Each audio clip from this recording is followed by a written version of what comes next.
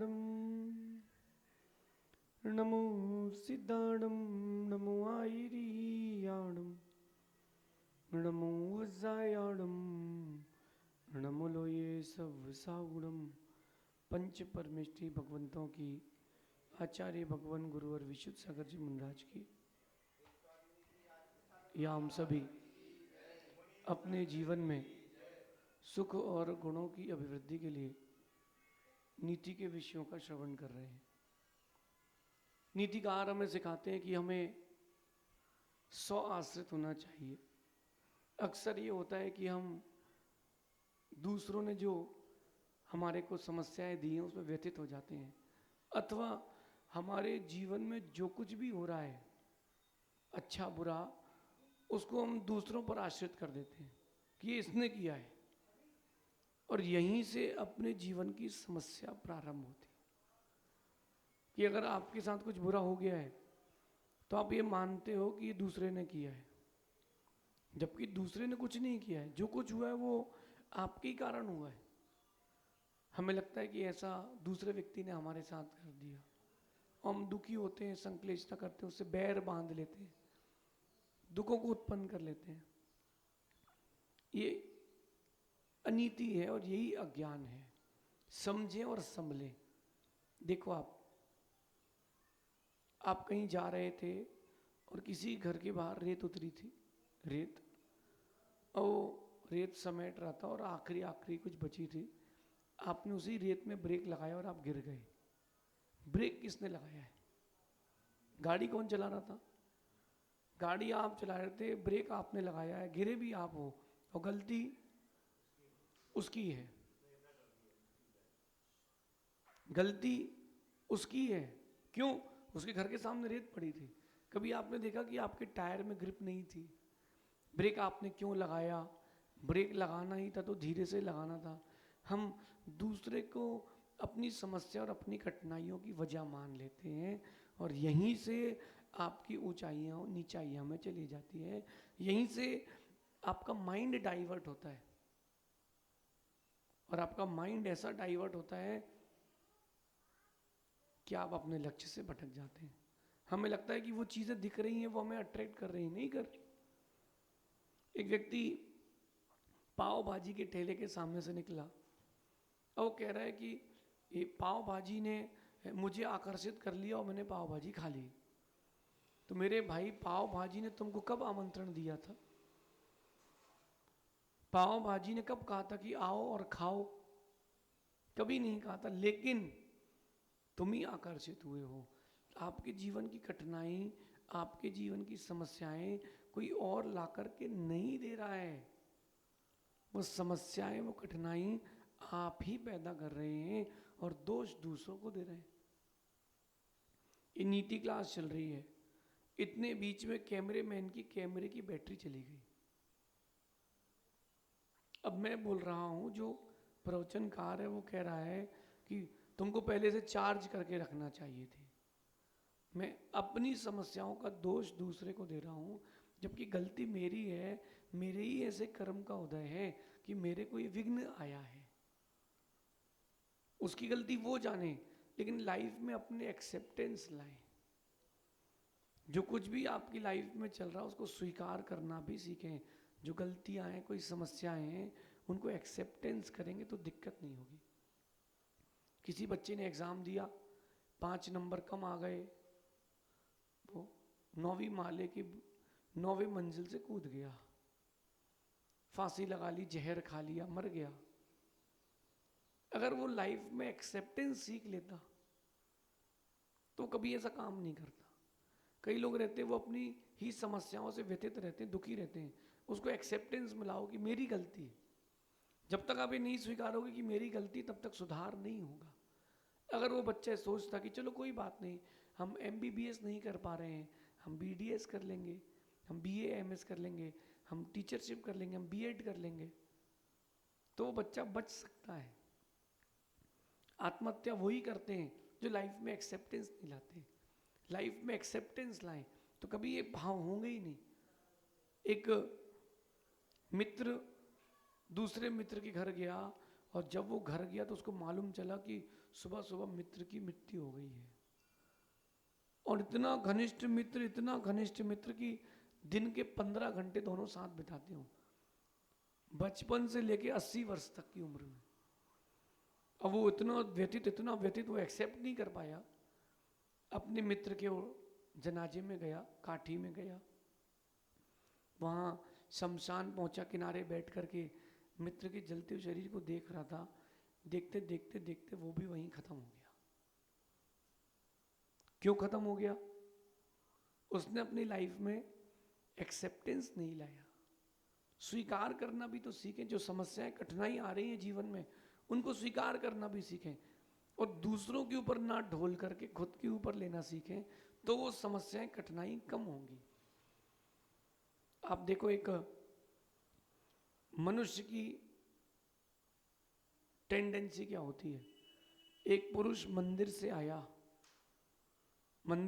घर का उसने गेट खोला और सामने कांच का ग्लास रखा था, वो देख नहीं पाया, उसका पैर लग गया और कांच का ग्लास टूट गया। पत्नी को कहता है, देख के नहीं रख सकती क्या? ये ग्लास यहां रखने की जगह है। पत्नी ने कुछ नहीं बोला, कांच समेटा, अपने काम पे लग गई। अगले दिन जब वो पत्नी मंदिर से आई, वहीं कांच का ग्लास रखा था और उसका पैर लग गया, कांच का ग्लास टूट गया। तो पति कहता है कि देख के नहीं चल सकती क्या? यही बात आपके ऊपर लागू होती है। अपन लाइफ में एक्सेप्टेंस नहीं लाते।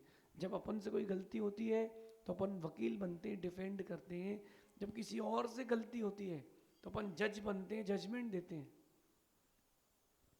नीति भी यही कह रही है, जब तक आप अपनी समस्याओं और कठिनाइयों की वजह दूसरों को मानते रहेंगे, तब तक आप अपनी समस्याओं और कठिनाइयों को दूर नहीं कर पाएंगे। तब तक आप अपनी समस्याओं कठिनाइयों को मिटा भी नहीं पाएंगे। वो चीज़ें बढ़ती जाएंगी और एक दिन इतनी बड़ी हो जाएंगी कि वो आपके ऊपर हावी हो जाएंगी। जो भी लाइफ में समस्याएं या कठिनाई आ रही हैं, उसका पहला कारण आप हैं। राम ने रावण से नहीं कहा कि तुमने मेरी सीता क्यों हरी। राम लाइफ में एक्सेप्टेंस लाए कि ऐसा मेरे कर्म का उदय था। अगर मेरे कर्म का, पाप कर्म का उदय नहीं आता तो मेरी सीता नहीं हरी जाती। मैं ही तो वहां गया था। जैन दर्शन से बात करें तो लक्ष्मण की आवाज सुन करके, और हिंदू दर्शन से बात करें तो सोने का हिरण देख करके। राम, हिंदू दर्शन से कहता हूं, राम कहते हैं कि मुझे मालूम था कि ना सोने का हिरण कभी था, ना है, ना होगा, फिर भी मेरी मति मानी गई थी। विनाश काले विपरीत बुद्धि। ये राम कह रहे हैं। जब राम जैसे महापुरुष अपनी लाइफ में एक्सेप्टेंस ला सकते हैं तो आपको भी लाना चाहिए। जो भी आपकी लाइफ में समस्याएं आ रही हैं, प्रॉब्लम्स आ रही हैं, कठिनाई आ रही हैं, उसका कारण आप ही हैं। जब तक एक्सेप्टेंस नहीं लाओगे, सेटिस्फेक्शन नहीं मिलेगा। मैं आपको एक बात बताता हूं।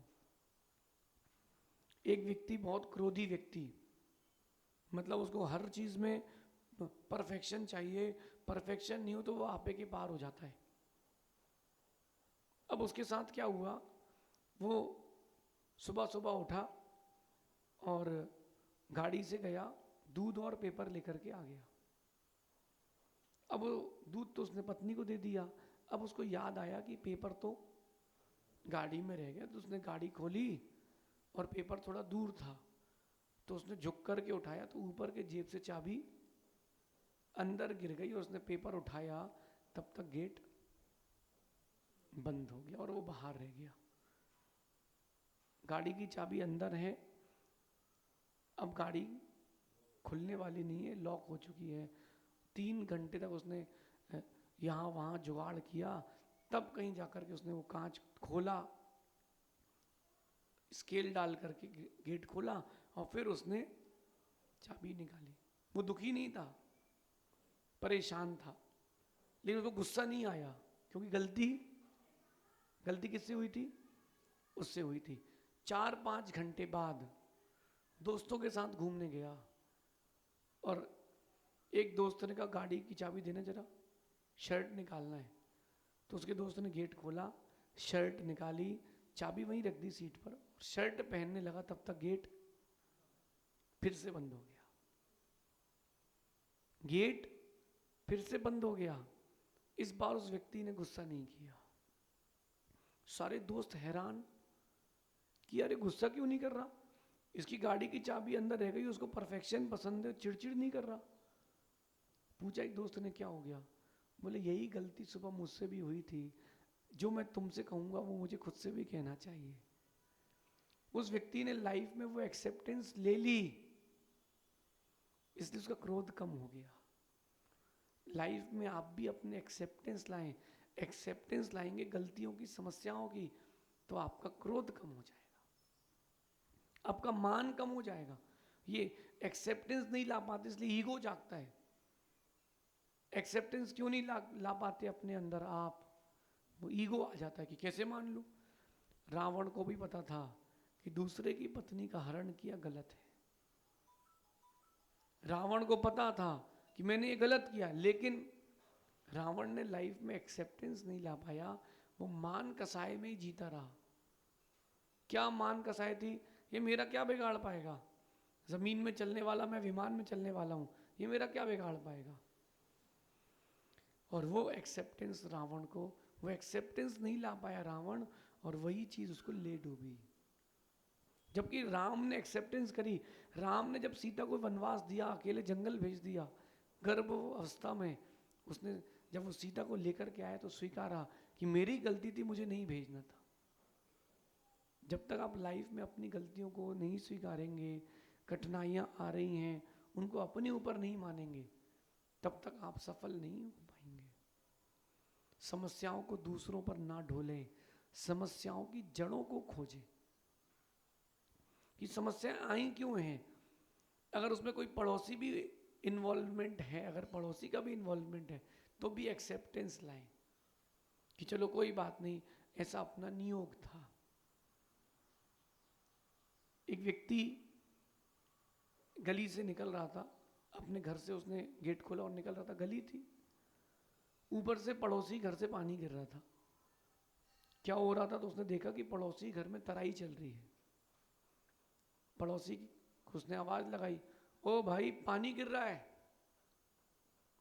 पानी बंद करो। पड़ोसी तराई करने में लगा था। फिर उसने आवाज लगाई, पड़ोसी तराई करने में लगा था। तीसरी बार उसने थोड़ा सा शब्दों का चयन अच्छा नहीं किया, तो पड़ोसी धीरे से कहता है, भाई अभी पानी गिर रहा है, सहन कर लो, कल मकान गिरेगा तो मर ही जाओगे। उसको समझ में आ गया कि अभी चुपचाप सहन कर लो, क्योंकि वो दीवार अगर कच्ची रह गई और कहीं गिर गई तो मर जाएंगे। अपन समस्याओं को दूसरों पर ढोलते हैं, अपन समस्याओं को स्वीकारते नहीं हैं। अगर आप स्वीकारते जाएंगे तो समस्याएं छोटी होती जाएंगी। आप स्वीकारते नहीं हो, समस्याएं बड़ी होती। मैं कह रहा हूं गलतियां स्वीकारें, गलतियां सुधारें, जीवन को उभारें। आप गलतियों को स्वीकारें ना कि मेरी गलती है। आपने कोई शेयर लिया और शेयर का रेट डाउन हो गया, दोष किसको देते हो, बोले चुनाव हार गई बीजेपी तो मेरा रेट डाउन हो गया, इंडिया मैच हार गई तो शेयर मार्केट गिर गया। अरे तुम्हारे पास एनालिसिस नहीं था, ये बोलो ना कि निर्णय तुम्हारा गलत था, निर्णय तुम्हारा गलत था, उनका नहीं था।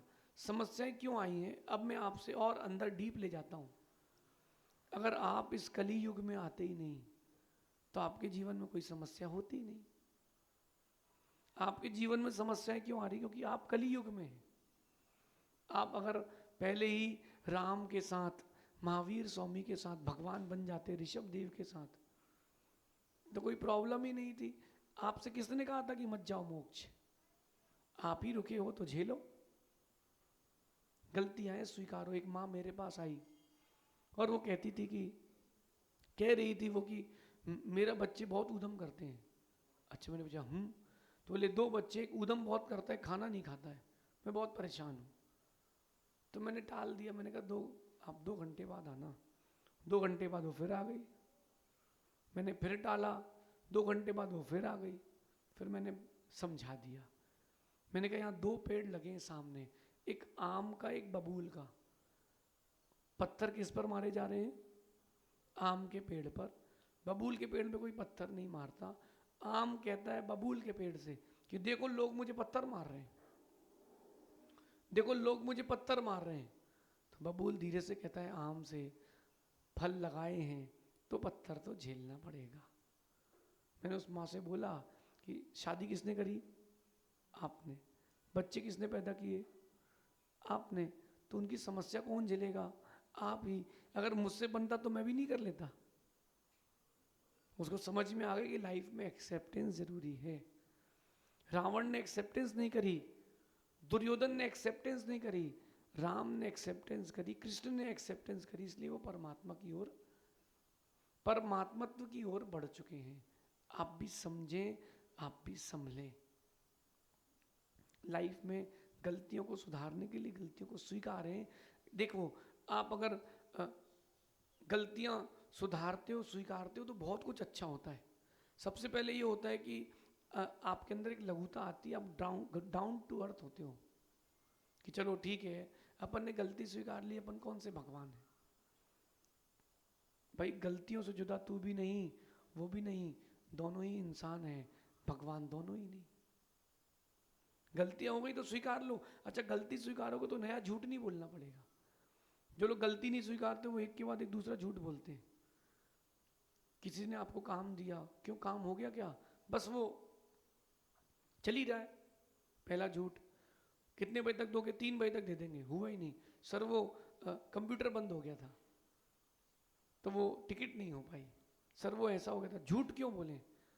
स्ट्रेट फॉरवर्ड रहे कि अभी नहीं, 3 दिन बाद होगा, बात खत्म। आप अगर गलती स्वीकारोगे तो लघुता आएगी, झूठ नहीं बोलोगे और आपकी इज्जत बनेगी कि यार वो व्यक्ति झूठ नहीं कहता, गलती स्वीकार लेता है। तो अगली बार व्यक्ति घूम फिर करके आपके पास आएगा, आपको स्वीकारेगा। और एक बात बताऊं, आगे के जीवन में समस्याएं नहीं आएंगी अगर आप इस जीवन में अभी आज स्वीकार कर लेंगे अपनी गलतियों को। तो आपने गलतियां स्वीकार ली, अब आगे समस्याएं नहीं आएंगी। और आपने नहीं स्वीकारी, वो गलतियां नासूर घाव की तरह बढ़ती जाएंगी। और एक विशेष बात, तरक्की होती है। जो लोग अपनी गलती स्वीकारते हैं उनकी तरक्की होती है, उनकी एक इमेज बनती है। किसी को कोर्ट में पेश किया गया, डाकू को, उसने सरेंडर कर लिया, अपनी गलती स्वीकार ली, उसको छोड़ दिया जाता है, कम सजा दी जाती है। क्यों? उसने एक्सेप्टेंस तो कर लिया है कि मैं आगे नहीं करूंगा और इस बार मैं मानता हूं कि मैंने किया है। मेरा भी यही मानना है, जीवन में जब भी कोई गलती हो जाए स्वीकार लें, उसको ढाके ना।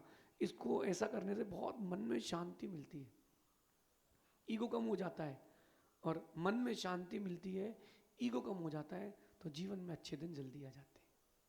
यह आज की नीति है। गलतियां स्वीकारें, गलतियां सुधारें, जीवन को उभारें। अपन अपनी गलतियों की, अपनी समस्याओं को, जो भी प्रॉब्लम्स आपके जीवन में हर्डल्स आ रही हैं वो दूसरों के कारण आ रही है ऐसा ना माने, उसमें अपना भी परसेंटेज है। अगर आप इस कली काल में, कली युग में, पंचम काल में नहीं आते तो समस्याएं भी नहीं आती।